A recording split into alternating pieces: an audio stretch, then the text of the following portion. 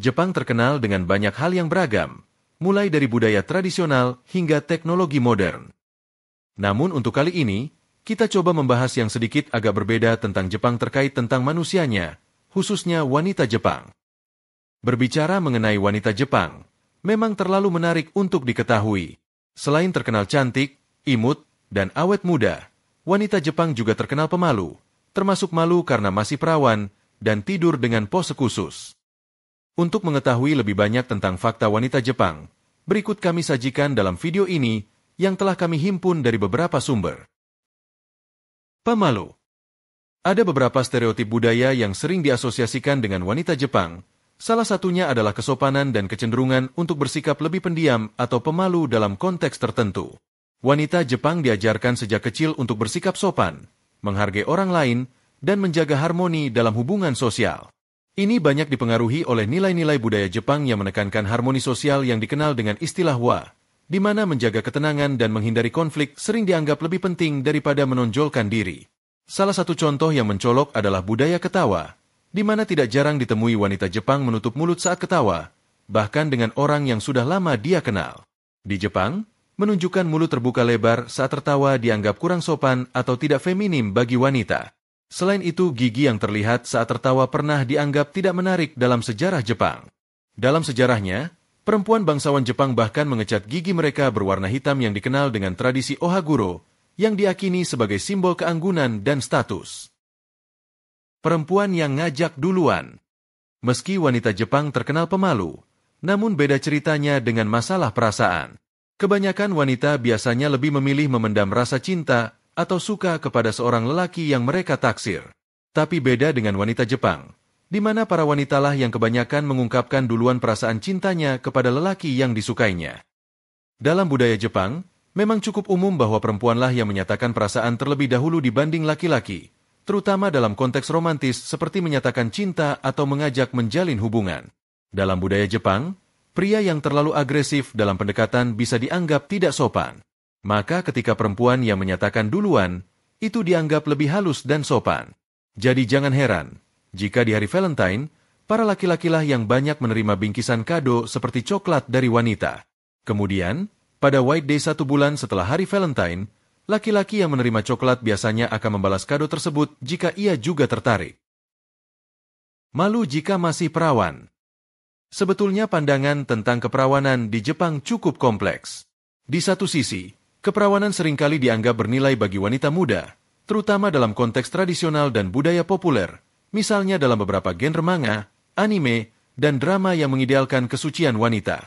Namun di sisi lain, dalam masyarakat modern Jepang yang sangat individualistis, wanita yang masih perawan di usia dewasa misalnya di akhir 20-an atau awal 30-an, terkadang merasa malu atau canggung karena norma sosial yang secara halus mendorong untuk sudah memiliki pengalaman seksual. Hal ini terutama dipengaruhi oleh tekanan dari teman sebaya, media, dan perubahan nilai sosial yang lebih liberal. Ada juga faktor kekhawatiran akan keterlambatan yang berlaku di banyak negara maju, termasuk Jepang, di mana orang-orang takut dianggap tidak menarik atau terlambat berkembang jika belum pernah berpacaran atau berhubungan seks di usia tertentu. Jadi, rasa malu ini bukan hal yang mutlak bagi semua wanita Jepang, tapi bagi sebagian orang, ini bisa menjadi masalah yang cukup berat. Selain itu, secara nasional, usia persetujuan seksual di Jepang adalah 13 tahun berdasarkan Kitab Hukum Pidana Pasal 177. Namun, setiap prefektur atau daerah memiliki peraturan tambahan yang menaikkan usia persetujuan menjadi 16 hingga 18 tahun, tergantung wilayahnya. Misalnya Tokyo yang menetapkan usia minimal 18 tahun, dan Osaka 16 tahun, dan banyak prefektur lain memiliki batasan serupa. Jadi meski secara teknis usia persetujuan seksual nasional adalah 13 tahun, tetapi hampir tidak berlaku karena hukum prefektur atau daerah jauh lebih ketat. Dan pada praktiknya, hubungan seks dengan orang di bawah 16 atau 18 tahun tergantung wilayah bisa dianggap ilegal atau melanggar hukum perlindungan anak. Kabar terbarunya, pemerintah Jepang dikabarkan telah menaikkan usia legal hubungan seksual dari 13 tahun menjadi 16 tahun melalui revisi undang-undang. Jarang mandi. Dari beberapa sumber yang didapatkan, wanita Jepang banyak disebutkan jarang mandi. Mandi 1 kali dalam sehari, mereka anggap adalah hal yang wajar, dan termasuk kategori rajin mandi. Akan tetapi beda dengan perawatan rambutnya, mereka biasanya melakukan keramas tiap hari, dan kebanyakan wanita Jepang melakukan hal itu. Beda kalau di negara kita, gak mandi aja dalam 1 hari, sudah dicap sangat kotor. Tidur dengan pose khusus. Wanita Jepang menjadi salah satu wanita di dunia yang banyak diincar oleh pria asing untuk dijadikan pasangan hidup. Wanita Jepang banyak dianggap menjadi wanita yang luar biasa. Selain baik secara eksternal maupun internal, bahkan dunia spiritualnya juga mengagumkan. Salah satu contohnya, adat dalam cara mereka tidur. Wanita Jepang diajarkan pose tidur secara turun-temurun dengan berbaring tertelentang dengan kaki disatukan, serta tangan yang dilipat di samping kepala. Dikutip dari Nice Women Fact, menyebutkan, perilaku tidur seperti itu sangat ketat dilakukan dalam keluarga samurai, di mana dulunya anak perempuan mereka dilatih secara khusus dengan mengikat kaki mereka sebelum tidur. Tidak mementingkan pernikahan. Dulu, wanita Jepang sangat didorong untuk menikah muda, tetapi kini semakin banyak yang memilih untuk menikah di usia 30-an atau bahkan tidak menikah sama sekali. Akibatnya Jepang memiliki salah satu tingkat kelahiran terendah di dunia, sebagian karena banyak wanita memilih fokus pada karir atau tidak ingin menikah dan memiliki anak. Fenomena Hitori Gurashi atau hidup sendiri juga menjadi isu hangat di Jepang. Banyak wanita yang memilih hidup mandiri tanpa pasangan atau keluarga di kota besar seperti Tokyo. Fenomena ini menunjukkan angka yang terus meningkat, yang mencerminkan perubahan sosial dan kemandirian finansial di kalangan wanita khususnya. Jadi pembantu setelah menikah. Dikutip dari Nice Women Fact, jika seorang pria di Jepang ingin mengetahui kesetiaan pasangannya, cukup dengan mengatakan dia adalah anak pertama atau lelaki tertua di keluarganya. Menurut adat setempat, anak laki-laki tertua di Jepang dalam sebuah keluarga wajib tinggal bersama orang tuanya. Jika menganut pandangan itu, memungkinkan istri dari anak laki-laki tertua mereka bisa-bisa menjadi pembantu di rumah mereka. Wanita Jepang lebih sering menghindari menikah dengan laki-laki anak tertua atau pertama di keluarga Jepang. Di Jepang kuno, sebagian besar kasus perceraian terjadi karena ketidakpuasan mertua terhadap menantunya. Mungkin ini salah satu alasan wanita Jepang tidak begitu memikirkan pernikahan, di mana bisa dilihat rata-rata wanita Jepang baru menikah di atas umur 30 tahun. Larangan berkacamata. Jepang memiliki aturan berpakaian yang cukup ketat. Baru-baru ini, banyak perusahaan mulai melarang wanita Jepang datang bekerja dengan memakai kacamata. Biasanya aturan tersebut diberlakukan terutama pada perusahaan di sektor jasa seperti hotel, restoran, dan salon kecantikan. Alasan utama pelarangan tersebut adalah karena kacamata dianggap tidak memperlihatkan keindahan mata, menyembunyikan riasan, dan secara umum merusak penampilan.